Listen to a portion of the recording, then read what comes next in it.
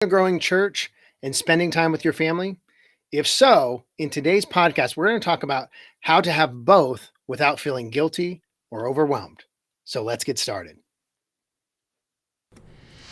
So, the big question is this: how do pastors like us who remain focused on the mission of Jesus and serving our communities without being distracted by everything in the world around us, how do we increase our effectiveness while living a lifestyle that doesn't compromise our health, our families, or our personal relationships with Jesus?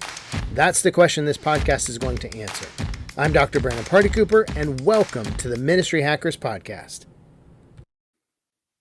Welcome, everybody, to this episode of the Ministry Hackers Podcast. If this is your first time with us, my name is Dr. Brandon Party Cooper. I'm the founder of Ministry Hackers, and I just want to welcome you to being a part of our podcast today. Before we get started, I want to tell you about a project that I've been working on over the last couple of weeks just for you. On May 3rd, we are going to kick off the 5 days to creating a highly productive staff challenge. This challenge is designed for all of you lead pastors out there who are in your first 5 years and you want a highly productive staff to help you grow your church so you can spend more time with your families. Again, it's going to be on May 3rd, and we're going to start to go live in the Ministry Hackers group. And so it's going to go for 5 days, and I want to invite you to be a part of that. In order to do that, though, you need to go to ministryhackers.com/challenge to sign up. It's free. It is not going to cost you anything. But you do need to go to ministryhackers.com/challenge, sign up there. We'll send you an email to give you access to the group and join us for the 5 days. We're going to unpack things every day for those 5 days. And so I'm super excited about the project. But more importantly, I'm excited about what it's going to mean for lead pastors like you out there. It's going to mean that you can have a growing church and you can also spend time with your family through having a productive staff. And so please consider joining us. Go to ministryhackers.com/challenge. Sign up today. We're going to kick it off on May 3rd. And so don't miss out on it. Today, I am joined by my friend, Dr. Jason Baca. Jason and I go back just a few years. We met each other at Regent University working on our doctorates together. And I'm super excited to have him join me today. And he's going to be co-hosting with me over the next couple weeks as we get ready for the challenge. So I want to introduce you to Jason Baca. Hey, what's up, everybody? How's it going? So Jason, tell us a little bit about yourself. Kind of give everybody an idea of who you are, what you do, and just, kind of give us a history of who you are. Sure. Well, as Brandon mentioned, we met in our doctoral. We basically have the same degree, and Right. and so the majority of my study was for motivation and leadership. The final manuscript, the dissertation, if you will, was really stepping into motivational theory and how to get people in your organization or your church to buy into the vision, to really own their roles, and to perform at the highest level. So obviously, because Brandon and I were in the same degree program, there was a lot that we related on, not only in our areas of focus and study, but both of us having worked full-time jobs in churches for so many years and having such a heart for the church. So naturally, we hit it off, and we've been friends for years now. And I'm happy to be here and very privileged to be a part of this build-up leading up to the challenge here in just a few weeks. Yeah, super excited. It was great just getting to know Jason in the doctoral program, and excited to work with him over the next few weeks. And so we've been working hard for the last 2 weeks, haven't we, Jason? Yeah, so a lot of planning, a lot of preparation. Again, it's ministryhackers.com/challenge.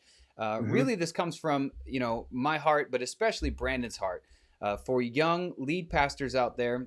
Brandon, for those of you who don't know, Brandon is a professional consultant. He does a lot of consulting with pastors in helping with productivity, creating systems, and ultimately developing and building a higher, more productive pastoral staff, so that, as we're unpacking today in the content, so that you as a lead pastor don't have to choose between, do I, devote my time and energy to this growing church and this thing that God has called me to do, and this church that God is blessing, or do I take that time and spend it with my family and my Right. young growing family at home? And so Brandon has the key to unlock being able to have your cake and eat it too, both at the same time. And I'm so happy to go along with the ride to help Brandon get this message to the church out there.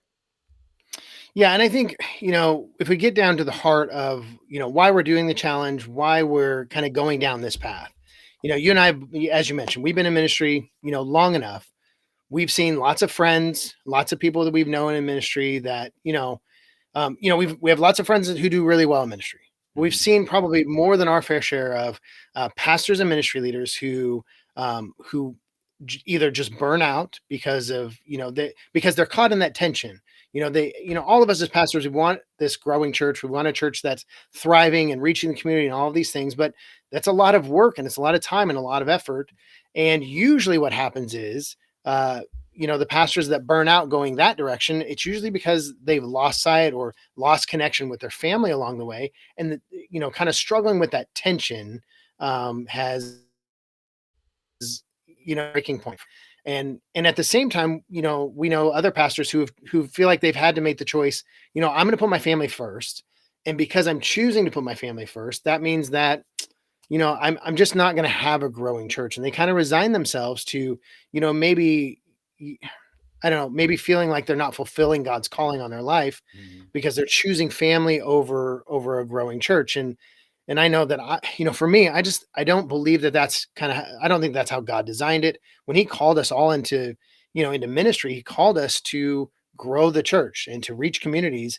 And I don't think He called us to do that at the sacrifice of our families. And so so the heart behind the challenge itself is we want to help pastors to not have to choose and to be able to do both. And we believe that the main way that that happens is by having a highly productive staff. Now Jason, you've been on several staffs before. Would you say you have ever been on a highly productive staff, or kind of where do you think you fall on the staffs that you've been a part of over the years? Where do you think they lie?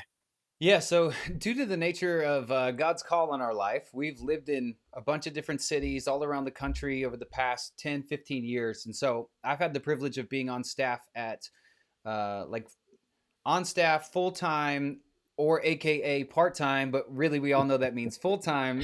Right. There's no such thing as a part time, ministry employee, right? Um, Right. at I think 4 churches now. Uh, like from church plant, like literally where I am like the first member, like the first the first member of the church to say yes, to churches that are 10, 12, 15,000.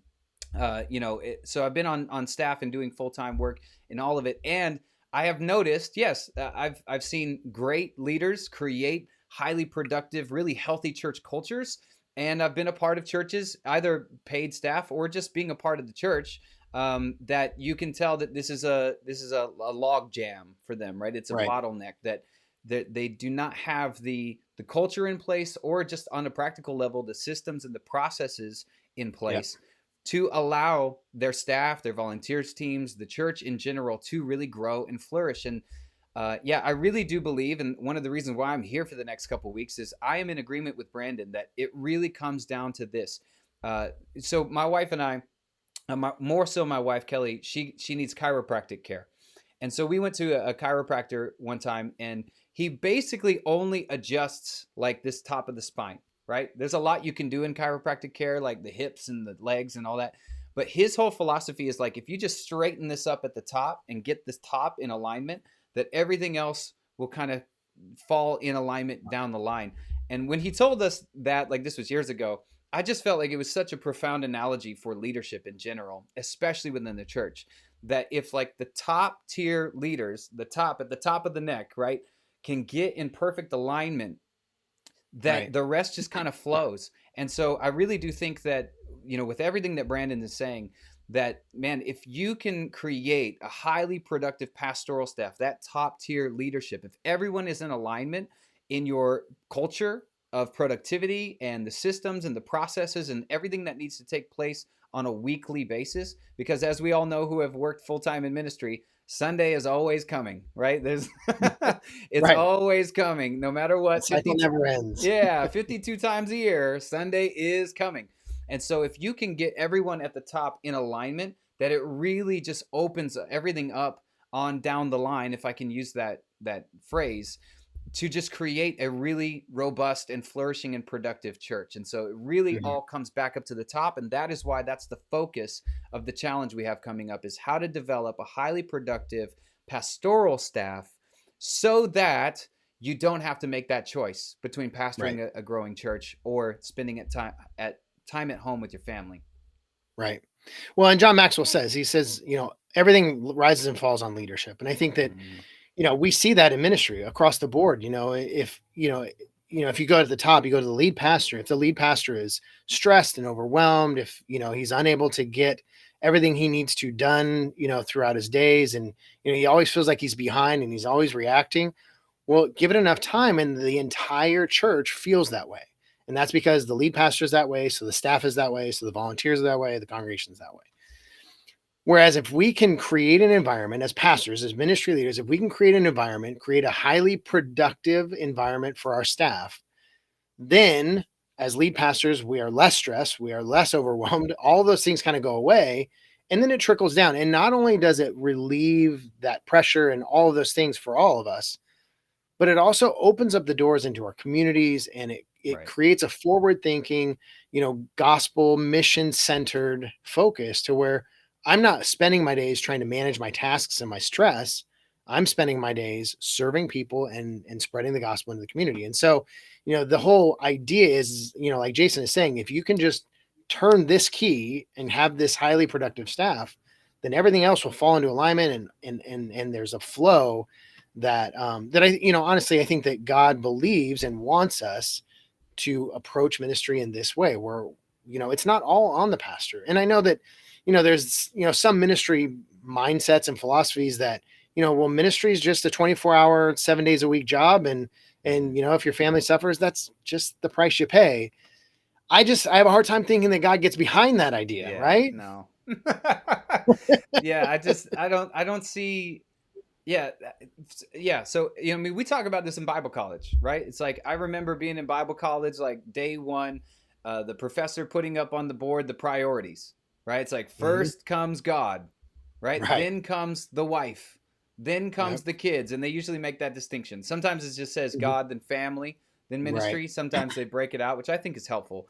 That Yeah. your covenantal relationship with your wife first, and then your Yep. kids, and then the ministry. And there's a reason why, like from day one, they just like pound this into you in Bible college, is because if you get that out of alignment, if that goes south pretty quickly, then you're going to end up like, unfortunately, Brandon and I have seen so many pastors divorced or affairs or burnt out or have to shut the doors of the church down because of all of these extenuating problems that come from just simply not having those things in alignment. So I completely agree. Like there is no such scenario in which God is like smiling down and in favor of you sacrificing your roles as husband and father at home so that Right. the church can grow. Like I just think it's a false dichotomy, and I don't think that I don't think it's healthy. I mean, Brandon, you do consulting. You work with these pastors. I mean, you're Right. right there in the trenches with them. How many of all of the problems that pastors bring to you in those consulting coaching classes that you do, like how many of their problems could really be solved if they had developed a highly productive pastoral staff? Yeah, tons. And quite honestly, most of my clients, most of the pastors that I work with, that's the front end of their conversation is, Mm, hey, I'm trying to get my team more focused, or trying to get my pastoral staff, to get more done, or to be, more energetic about their jobs or whatever. Like a lot of times that's the focus is, or I'm hiring people on my staff, and I want people, because ultimately what the lead pastors want is they want their church to grow, obviously, otherwise they wouldn't be a lead pastor. But maybe the back end tension, and some of them are a little more hesitant to admit this, but on the back end tension is they want a growing church, but they also want time with their families. Many of them have young kids. They have kids, who are in their early childhood, and they want to see the baseball games and the soccer games and the ballets, and like they want to be able to be a part of all that. Or at the very least, they just want to be home at 5 o'clock every night so they mhm. can have dinner with their families and hang out before the kids go to bed at 7 o'clock. But the problem is ministry is just demanding. And so a lot of the pastors that I talk to, they're asking the question, how do I hire staff members? How do I build this team to where the church is growing, but then on the back end, they're also asking, and so that I can go home, so that it's not all on me. So I'm not carrying the weight of everything every day, but so that I can delegate out and I can empower my team and they can run things. And, they're not coming to my door every day, knocking 500 times. And so I can get my work done. And, those are all the questions that pastors are asking. And so it's a huge tension that we always have. We can't fix it in a way of it goes away. There's always going to be this tension of a growing church and and having time with my family. That's a tension we have to manage. Andy Stanley says that all the time. Some problems get fixed. Others are just tensions to manage. This is a tension that needs to be managed. I just think that too often we manage that poorly, because the reality is that the church is way more demanding than our families. Our families will quietly sit back and let it happen, whereas the church will not. And we as pastors have to find a way to manage that tension better, because usually when our families start demanding attention, we're in trouble. It's too late. We're down that road too far. And, sometimes there's not a road back. And that's the hurt, the hurtful, angry truth about all of this is that, our families usually sit in the background and suffer until it's too late. And when they say something, man, we have to pay attention. And quite honestly, that's where a lot of pastors choose to step out of ministry to save their family. And our goal is to fix that problem way before you get down that road. Right. Never So even get there. you keep those priorities set before you have to make that tough decision. Yeah. And, if we're just being honest, how many things do you do throughout the day, every day as a pastor that you spend your limited time on, your limited mental energy, like your limited resources on, that really you don't even need to be doing in the first place, right? Right. Either because these are like superfluous tasks that like they're not a priority, like you could just eliminate them and just like we don't even need to be focused on this right now, or they honestly should be somebody else's tasks. Like there are other people on staff who are here, like for this purpose to help carry some of this load and this burden. And so for me, it's like that. If the first, like when you look at your day, you look at your week, you look at your calendar and you say, okay, I only have a finite amount of time. And a lot of that's going to be given to the church. A lot of that's going to be given to my family in any given week. It's like, how much of these things that are taking up my time can I just immediately eliminate and remove, either by literally eliminating them or by giving them to someone else and building a highly productive pastoral staff so that they can knock this stuff out without, like you said, just knocking on the door constantly saying, hey, pastor, what do you think about this? Hey, pastor, what about, just bringing problems to you all day long.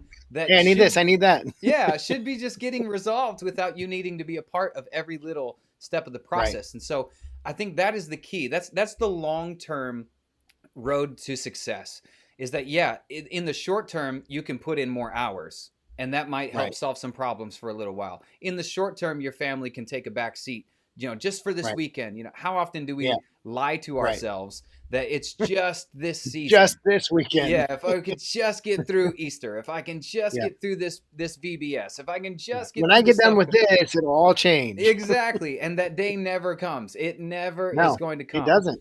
And so the only way, I'm so on board with everything Brandon is saying. Like the only way to really get ahead of all of this and get in front of all of this and create some long-term solutions to this tension that you unfortunately are forced to manage as a lead pastor is to create and develop a highly productive pastoral staff that can start to handle, eliminate, automate, delegate, start to do these things without you needing to be a part of every little step of the process.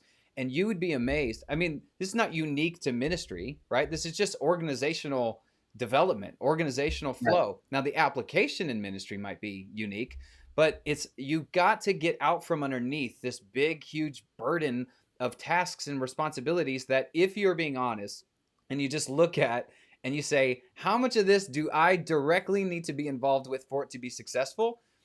Hopefully the answer is very little, right? You're doing a great job as a leader if you look at all of that and say, most of this can be successful without me needing to be a direct part of it. Right. Right. Well, and the other side of that too is when you take that stance and you're delegating, you're helping your staff be successful, you're helping them live out their calling. And so not only are you Right. lowering your own load and having time with your family and having a growing church, but you're also developing other pastors and ministry leaders who get to fulfill their calling and, ideally then move on at some point to successfully have their own churches moving, reaching communities, all that kind of stuff. And Or so, even as the yeah, church grows, their capacity for leadership expands mhm, and expands, so that right, as the church is growing, either numerically or just influence in the community, their capacity as a leader is expanding and growing to yep, handle the growth that God is giving. yep, yep, So yeah. with that, So, that's a great segue into, something unique about this challenge we're doing coming up, how to build a highly productive pastoral staff is we're using the Strengthsfinders assessment yep, hmm, to as kind of the avenue or the pathway, the key to kind of unlocking that so that you can better manage this tension, ideally have your cake right, and eat it too. So what you just said, Brandon, about one of the key benefits of developing that highly productive staff is that you can, build on their strengths, you can hmm, customize like their role within ministry to be enjoyable for them. I mean, because the right. chances are if you're super stressed out in your role as lead pastor, other people are probably stressed out in their roles It too. trickles down. Yeah, You yeah, can't avoid that. exactly. You can't be stressed and assume everybody else isn't. That's Right. just not possible. It's not going to happen. So, can you speak for a moment about Strengths Finders as its general philosophy? It's not a personality assessment, is it? Right. It's No. what is the philosophy around building a culture of productivity on people's strengths? Yeah. So most of us learn in an environment of negativity. So we're focused on the areas we need to grow in, weaknesses, all of those things. And what the Strengths Finder does is it says, hey, you already have things in you that you're strong in naturally. This is how you're built, that's your personality, whatever. And so what the StrengthsFinder assessment does is it identifies the top 5 strengths that you have. And once you kind of know that, it's super empowering because when you know what your top 5 strengths are, I know for me when I take it, when I've taken it in the past and I find out, oh yeah, so my number one strength is competition. Number one across Hmm. the board. And all growing up and everything else and in college, I kind of felt like competition was a little bit of a negative because Hmm. especially once I was out of high school and off the field, competition became this like overly aggressive thing that Yeah. I started feeling bad about it because I'm You got like, to man, put unless other I'm on people the down and yeah, rub exactly. You their got to face in the climb over dirt. Yeah. people. Yeah. And so I started feeling like competition was a negative. And when I took StrengthsFinder and found out, okay, your number one strength is competition, my first reaction was like, oh man, that's not good. But then when StrengthsFinder unpacked that for me and helped me understand that it's really about how I'm motivated. I'm motivated by creating goals and creating, tasks that are ascending and developing and going. And so the competitive nature in me says, I was here yesterday, so I want to be there tomorrow. And I'm highly motivated to do it because that's how I'm built. And so once I understood that, then I completely understand how I approached work, relationships, everything else. And so, by doing strengths finders and using that assessment, not only does it empower me as the individual, knowing my strengths, but as a lead pastor, I now know how to motivate each of my pastors on staff. I don't treat them all the same because they're not all the same. And when I'm motivating them according to their strength, they're a lot more motivated to get stuff done and to work in the areas that they're good at. And so yeah, by using the assessment, it actually simplifies things and makes things a whole lot easier for the lead pastor to help his team become highly productive. Right. And if you are a lead pastor that's ever spent any amount of time on a church staff, not as a lead pastor, maybe you came up as a youth pastor or a worship leader or something like that, like you know what it's like to live Right. in a organization, right? The church is an organization where it's nothing is like suited to your strengths, or you're being Right. asked to. I'm not talking about like serving and setting up the chairs, right? Like I'm talking about like you're serving a key role in the organization that is really not built on your strengths, and everything feels Right. like a hustle, everything feels like a grind, the daily grind. And if the lead pastor that you were under did not do a great job at making you highly productive, like through your Right. strengths and suiting your role for you and how God has wired you, you've probably felt what it feels like to just go through the motions every single week, Sunday to Sunday, just kind of frustrated. Things are harder than they should be. Things are more stressful than they should be. And Yep. you maybe have even felt capped or limited. If you're just being honest, you would say to Right. yourself, like, man, I could be so much more productive. I could be so Yeah. much more fruitful. Like, I could be growing so much more in this role if this lid was taken off. Brandon, you Yeah. mentioned John Maxwell. Like, one of the things that I just remember most of all the 21 how does it leadership 21 the laws. 21 irrefutable laws of leadership. One of them is the law of the lid. Yep. Right? And that everyone in the organization can only go as high as the lid. The lid being Yep. you, in this case, the lead pastor. And so if you've ever, come up against that lid as a youth pastor or worship director or basically anyone on a pastoral staff before, you know how frustrating it can be week after week to feel held back and to feel Right. limited and to feel hindered because like you're ready for this thing to open up a little bit.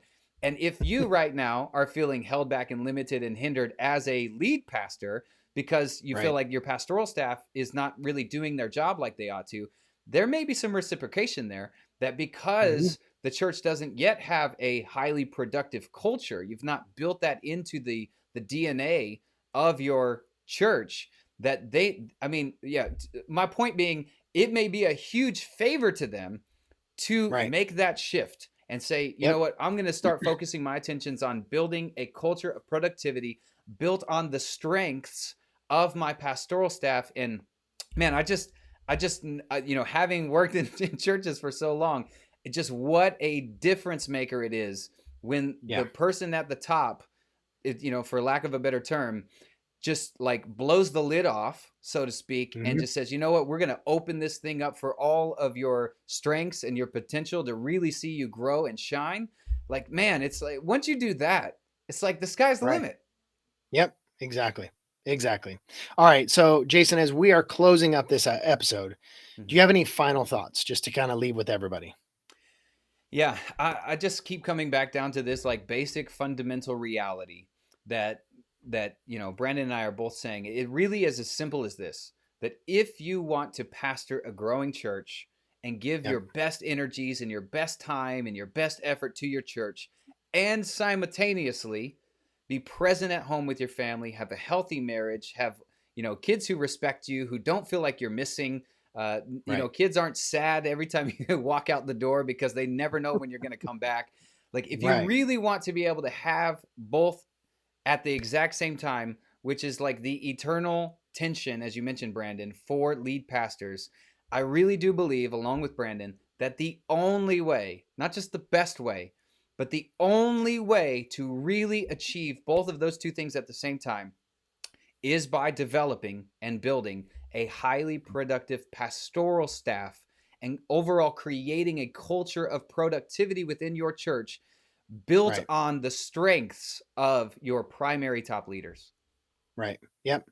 Well, and at the end of the day, as lead pastors, what we are is we are stewards. We're stewards of, the church's finances, and we're stewards of, the other resources that we have. We're stewards of our volunteers and our congregation and our staff. And, in order to be good stewards, we need to use all the tools that we can, and we need to invest in the places that we need to invest. And if you can invest into your staff and help them be highly productive, it's not a selfish thing. It's not, I want my staff to be productive so I can go home and be with my kids. It's a stewardship thing. You're investing into them so that they can have time with their families and they can be highly productive and fulfill their calling. And ultimately, so you can go home and be with your kids, and all of you can enjoy living out God's plan for your life by building a church and growing a church that's reaching the community and advancing the kingdom of God. And that's what it's all about at the end of the day. So, yeah, in order to do all that, we have to figure out how to design a highly productive staff. And so over the next few weeks, we're going to really focus in on that leading up to the 5-day challenge. And so I want to remind you, May 3rd is when we're going to kick that off. May 3rd is we're going to go live in the challenge. In order to be a part of that, you need to go to ministryhackers.com/challenge, ministryhackers.com/challenge. All you have to do is put your name, your email. It'll send out all the information you need, how to get into the Ministry Hackers group. And that's where we'll be going live. It's free. So there's really no reason not to be a part. And so I want to invite you in. Jason and I are excited about it. We're gearing up for it. And I hope to see every one of you in the Ministry Hackers community be a part of that, especially if you're a lead pastor in your first 5 years. This is really going to change everything that you do as a pastor of a church. And so, so Honestly. great episode today, Jason. Yeah. Thank you for being here. Yeah. 5 days 5 days. may set you up for success over the next 5 years. Yeah. Oh, It yeah. honestly is. It's an intensive. It's 5 days. It's a free Mhm. challenge, and over those 5 days, we're going to be walking you through exactly how to build a highly productive pastoral staff, so that you don't have to keep managing this tension. You can actually have both things at the exact same time. And just think Right. about, if you were really to do that. I mean, just honestly think to yourself, if 5 days into the challenge you were actually able to develop a highly productive pastoral staff, how that would Yeah. change your life in ministry and change your life with Mhm. your family, like, and Yep. pay dividends for years and years to come, if you were Right. actually able to do that. So it is a free gift to you. Brandon and I are going all in. Like, we've blocked out the calendars. Like, we're Right. just going to pour into you and Yep. share with you everything that we know on how to exactly do that through using the Strengthsfinder assessment. So yeah, one last time, if you are interested in that, if that sounds like something like, man, that sounds like a godsend. If you can download that to me in 5 days and affect the trajectory of my life for the next 5 years, then just go to ministryhackers.com/challenge, opt in, sign up for free, completely free, and we'll see you there starting May 3rd. We go live. It's all Yep. live. Go live May 3rd. May 3rd. Well, thank you everybody for being here. I hope you have a wonderful rest of the day, and I will see you in the next episode. All right. See you guys.